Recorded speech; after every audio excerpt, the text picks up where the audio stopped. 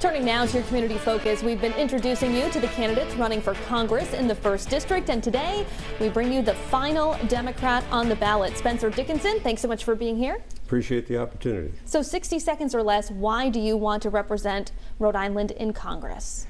I think the biggest problem is that we're about to lose the Democratic Party to the progressives, and there's a Democratic core values which are very important.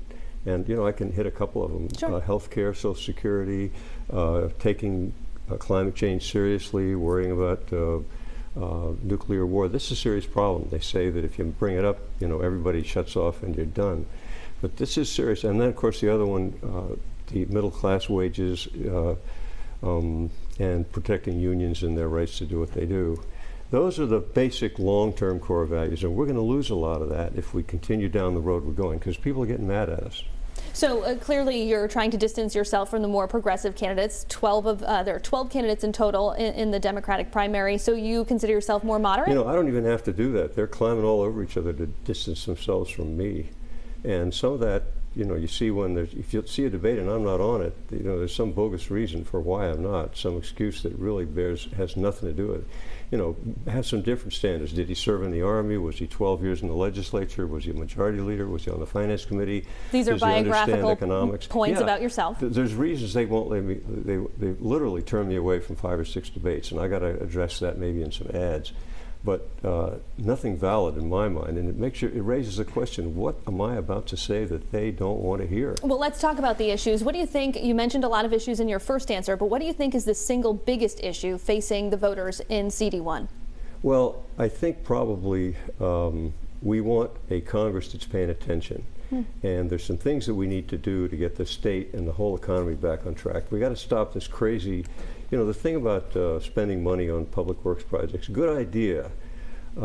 Keynes, the great economist, said, you know, you can level out your economy if you borrow some money and build a road.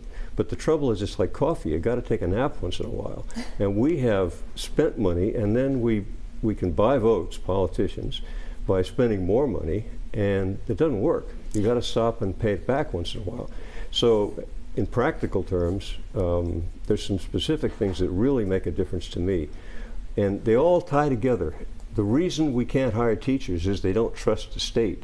The reason they don't trust the state is the state took away cost of living adjustments for the pensions. There are 20,000 teachers and state employees.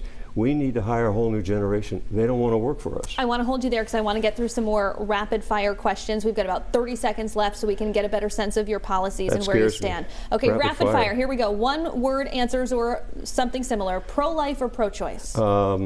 We need a whole new look at it. Every abortion is a tragedy. Those aren't the wrong words to be using. Okay. Would you support or oppose a federal ban on so-called assault-style rifles like the AR-15?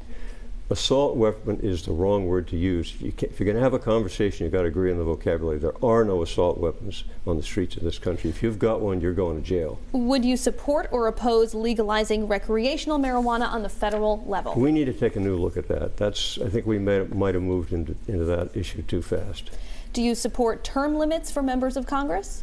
In my case, it probably wouldn't be necessary. I don't know how long I can stick it. Fair enough. In principle, we have to take a look at that. But there's a downside. The downside is you have to have Congress people that have been there long enough to stand up to the deep state or the administration or the professionals. If you don't, they'll walk all over you. And very quickly, what committee would you want to serve on if you're sent to D.C.? Always take finance first. All right. Fantastic. Spencer Dickinson, that's all the time that we have. Thanks so much for being here on 12 News at 4.